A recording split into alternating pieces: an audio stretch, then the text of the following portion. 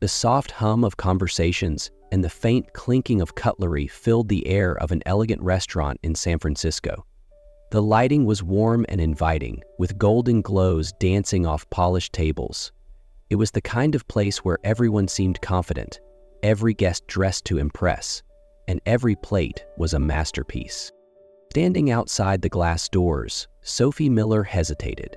Her reflection stared back at her, a second-hand dress, shoes scuffed at the toes, and nerves fluttering in her chest. She adjusted the strap of her worn shoulder bag, clutching her phone tightly. "You promised Hannah," she muttered to herself. Her best friend had been relentless, insisting that a blind date would be fun and a chance to meet someone new. Fun wasn't the word Sophie would use. Taking a deep breath, Sophie pushed through the doors, her eyes scanning the restaurant. "Table 12, table 12, she whispered under her breath. Her pulse quickened as her gaze landed on a man seated alone near the back. He looked sharply put together, dressed in a simple suit, his dark hair slightly tousled as he focused intently on his phone. That has to be him, Sophie thought, steadying her nerves before walking over with a forced, bright smile. "Hi, you must be Adam," she said, unaware that the man at the table was actually Daniel Carter, an architect who had come to the restaurant for an entirely different reason. Sophie's steps felt heavy as she navigated the restaurant, her heartbeat quickening with every stride. She rehearsed the introduction in her head, willing herself to sound confident. When she reached the table, the man glanced up briefly from his phone, his sharp features softening slightly in surprise. "Hi, you must be Adam," Sophie said, her smile bright but betraying her nerves. "I'm Sophie. It's nice to meet you." Daniel Carter blinked, startled. For a moment, he considered correcting her, but the nervous energy in her voice and the earnest smile on her face made him hesitate. She thought he was someone else, and for some reason, he didn't mind letting her. His first instinct was to correct her, but something about her warm smile and the nervous way she fidgeted with her bag made him pause. Hi, he replied hesitantly. Sophie slid into the chair across from him, setting her phone on the table and smoothing out her dress. "I know. Blind dates are super awkward," she began, her voice a mix of apology and humor. "But Hannah said you might be a little quiet, so don't worry. I can talk enough for both of us." Daniel tilted his head slightly, a faint smile tugging at his lips. He wasn't supposed to be here for a date. In fact, he'd just been stood up by a client who had canceled their meeting at the last minute. And now, this woman, Sophie, was sitting across from him, full of unfiltered charm and genuine energy. "So what do you do?" Sophie asked, sipping her water to mask her nerves. "I'm an architect," Daniel said after a moment. "Wow, that's amazing," Sophie replied, her face lighting up. "You design buildings? That's so cool. I couldn't even draw a straight line if my life depended on it." Daniel chuckled softly. "It's not as glamorous as it sounds, but I enjoy it." Their conversation flowed surprisingly well after that. Sophie shared stories about her freelance design work, her struggles balancing bills, and her dream of creating a studio for young artists. Daniel found himself captivated by her enthusiasm and the way her eyes sparkled when she spoke. But just as Sophie leaned in to ask more about his work, her phone buzzed. Glancing at the screen, her heart sank. A text from her real blind date read, "Hey, I'm at table 12, looking forward to meeting you." Her face paled as she looked up at Daniel, realization dawning like a cold wave washing over her. "You're not Adam, are you?" she whispered, her voice trembling with embarrassment. Daniel hesitated before shaking his head. "No, I'm not." Sophie's cheeks flushed. Oh my God, I'm so sorry." She grabbed her bag and stood abruptly. "This is so embarrassing." Without waiting for a reply, she bolted toward the exit. Daniel watched her leave, a strange pang of regret settling in his chest. Sophie collapsed onto the worn couch in her apartment, letting out a groan of frustration. She buried her face in a throw pillow, the memory of her blunder at the restaurant replaying in her mind like a bad comedy skit. Across the room, her best friend Hannah peeked over her laptop, an eyebrow raised. "That bad?"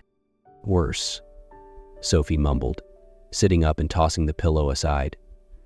"I sat at the wrong table, Hannah. I had a whole conversation with some random guy thinking he was Adam, and then when I realized it, I ran out of there like a total idiot." Hannah couldn't help but stifle a laugh.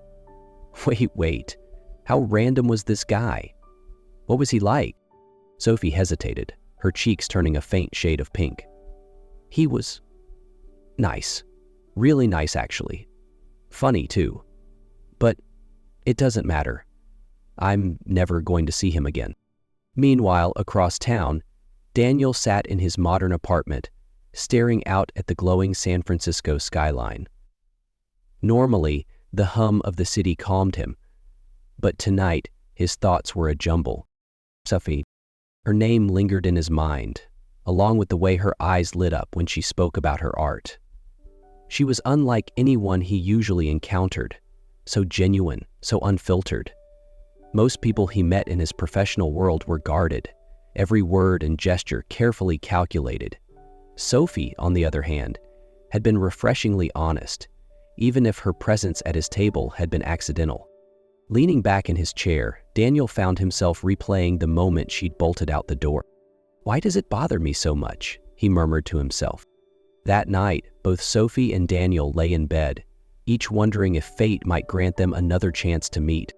The next evening, Sophie was sprawled at her cluttered desk tweaking a freelance project when her phone buzzed. She picked it up, frowning at the unfamiliar number. The message read, "Oh, hi Sophie, this is Daniel, the guy you thought was Adam at the restaurant. I know it was a mix-up, but I really enjoyed talking to you. Would you want to meet for coffee sometime?" Her heart skipped a beat. Daniel, so that's his name. She stared at the screen, unsure how to respond. Her mind raced with questions. Why had he texted her? What could he possibly want? "Who's that?" Hannah asked, wandering over with a mug of tea. "It's him," Sophie said, holding up the phone. "The guy from the wrong table. He wants to get coffee." Hannah's face lit up with a mischievous grin. "So, are you saying yes?" "You should. Come on, what's the worst that could happen?" After a long pause, Sophie typed back, "Okay. Coffee sounds nice." The coffee shop Daniel picked was a small indie spot nestled on a quiet street corner. Sophie arrived early, fiddling nervously with the strap of her bag as she spotted him sitting at a corner table. His dark hair was slightly tousled, and he wore a simple button-down shirt and jeans, a far cry from the polished suit he had on at the restaurant. "Hi," Sophie said, sliding into the chair across from him. "Hi," Daniel replied, his smile warm. "Thanks for coming." She shrugged, trying to mask her nerves. "I figured I owed you an apology for running out like that." "No apology necessary," Daniel said, his tone sincere. "Honestly, I'm glad you did. Otherwise, I wouldn't have had a reason to text you." His honesty caught her off guard, and she smiled despite herself. As the conversation unfolded, Sophie found herself relaxing. Daniel's quiet humor and thoughtful questions put her at ease. He asked about her design work and her dream of creating a studio for young artists, listening intently as she spoke. "What about you?" Sophie asked eventually. "I'm an architect," Daniel said simply. "I design buildings." "It sounds amazing," Sophie replied, her curiosity piqued. "It must be so rewarding to create something that people use and admire." Daniel's smile widened. "It can be. But right now, I'm more interested in hearing about your work." For the first time, Sophie began to think that sitting at the wrong table might not have been such a mistake, after all. Over the next few weeks, Sophie and Daniel started meeting more often. Their conversations flowed easily, and Daniel found himself increasingly captivated by Sophie's passion for art. She talked about her freelance projects, her struggles to save money, and her dream of opening a studio where aspiring artists could create and grow. One evening, as they walked through a park near Sophie's apartment, Daniel turned to her. "If you had a studio, what would it look like?" he asked, genuinely curious. Sophie's face lit up. It would be small but cozy, lots of natural light, walls filled with artwork, and a space for kids to come and learn for free. I've always wanted it to be a place where art feels accessible to everyone, no matter their background. Her words stayed with Daniel long after they parted ways that night. He couldn't shake the image of Sophie's dream studio. Inspired, he decided to do something about it. Daniel reached out to a few contacts in his network, explaining his idea. Using his resources and expertise, he quietly began designing and renovating a small, vacant space in a neighborhood known for its artistic vibe. He worked late nights after finishing his own projects, carefully selecting every detail to reflect Sophie's vision. One afternoon, he stopped by Sophie's favorite diner during her lunch break. "Hey," he said casually, sliding into the booth across from her. Sophie looked up, surprised but happy. "Hi, what brings you here?" "I have something to show you," Daniel said, a hint of nervousness in his voice. Intrigued, Sophie followed him to the newly renovated space. When they arrived, her eyes widened as she took in the bright, airy studio, filled with easels, art supplies, and a wall showcasing framed sketches she had once shared with Daniel. "What is this?" she whispered, her voice trembling. "It's your studio," Daniel said, his tone soft but steady. "I believe in you, Sophie. You have so much talent and the world deserves to see it." Tears welled in Sophie's eyes as she turned to him. "Daniel, I don't even know what to say." "You don't have to say anything," Daniel replied with a smile. "Just promise me you'll keep creating." Sophie couldn't stop marveling at the studio. Every detail felt like a reflection of her dream, from the sunlit windows to the thoughtfully arranged art supplies. It felt surreal, almost too perfect. As the days passed, she threw herself into organizing the space, excited to finally have a place to bring her ideas to life. But one evening, as she was scrolling through her phone, a news article caught her eye. Daniel Carter, the architect behind San Francisco's most iconic buildings. Sophie's stomach churned as she scrolled through the article, each word unraveling the version of Daniel she thought she knew. Sophie froze. The accompanying photo was unmistakable. It was him, smiling confidently in front of a high-rise he had designed. Her stomach sank as she read the article. Daniel wasn't just an architect. He was one of the most successful and sought-after figures in the industry, his designs earning him a reputation for innovation and brilliance. The realization hit her like a tidal wave. He had never mentioned any of this. Why had he kept it a secret? The next day, Sophie confronted Daniel at the studio. He was adjusting an easel when she walked in, her expression unreadable. "We need to talk," she said firmly. Daniel turned, immediately sensing her tone. "What's wrong? You never told me who you really are," Sophie said, holding up her phone with the article on display. Why didn't you tell me about this?" Daniel exhaled, running a hand through his hair. "I didn't want it to change things between us," he admitted. "People see the title, the reputation, the money, and that's all they care about. But with you, it was different. You saw me for me." Sophie's voice trembled with emotion. "But don't you see? By hiding it, you made me feel like I wasn't enough. Like you didn't trust me to handle the truth." Daniel stepped closer, his gaze pleading. "Sophie, that wasn't it at all. I was scared you'd walk away before I even had a chance to prove myself." Her heart ached at his words, but the sense of betrayal lingered. I need time," she said finally, turning and walking out of the studio. Daniel watched her leave, his chest heavy with regret. The days after Sophie left the studio felt endless for Daniel. He replayed her words in his mind. "You made me feel like I wasn't enough." It was a truth that stung deeper than he expected. Determined to make things right, Daniel reached out to Sophie, leaving her a message. "I know I broke your trust, and I'll spend as long as it takes to earn it back. No more secrets, just me, the way you deserve." Sophie read the message, but didn't reply immediately. Instead, she spent the next few days reflecting. She couldn't deny how much the studio, and Daniel's faith in her meant. But the hurt of his omission still lingered. Hannah, ever the voice of reason, gently nudged her. "You said it yourself. He's different. Maybe he deserves a chance to prove it." Finally, Sophie texted him back, "Let's talk." They met at the studio late one evening. Daniel was waiting by the door, his expression a mix of hope and apprehension. "Thank you for coming," he said softly as Sophie approached. She crossed her arms, her tone steady. "I've spent the last few days trying to figure out if I can trust you again. And I've realized something.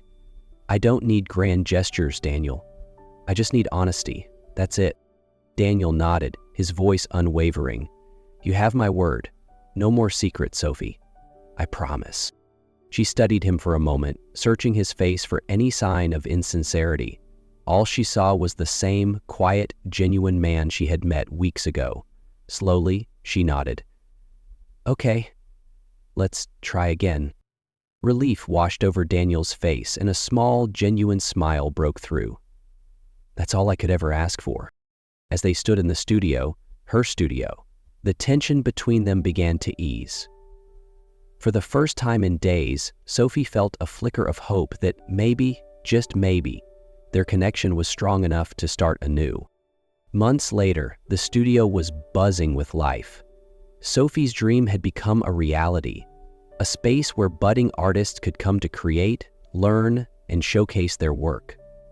The walls were adorned with vibrant pieces, some of her own and others created by the young artists she mentored. Standing in the center of the studio, surrounded by friends, family, and supporters, Sophie felt an overwhelming sense of pride and gratitude. She had poured her heart into this space, but she knew she couldn't have done it alone.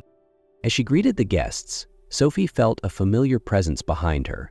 Turning, she saw Daniel, dressed in a crisp shirt but with a relaxed smile. "Can I borrow you for a moment?" he asked, his voice warm. Sophie smiled. "You already have me, but sure." He led her to a quiet corner of the studio and turned to face her. "Sophie, meeting you was the best mistake of my life," he said, reaching into his pocket to reveal a small velvet box. The room hushed as Daniel dropped to one knee. "Sophie, you've changed the way I see the world.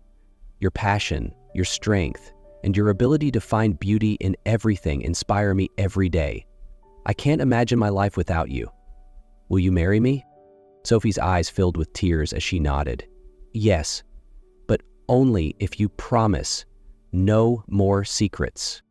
Daniel grinned, slipping the ring onto her finger. "I promise." Their wedding was an intimate ceremony held right there in the studio, surrounded by the art and people who had supported their journey. Together, they continued building a space that brought joy and inspiration to others, a shared dream that grew stronger with each passing day. The story ends with a reminder. Sometimes, life's biggest mistakes lead to its greatest blessings.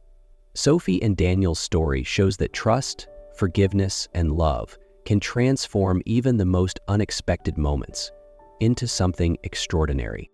If this story touched your heart, give it a thumbs up and share it with someone who believes in second chances. Don't forget to subscribe for more inspiring tales of love and resilience. Thank you for watching.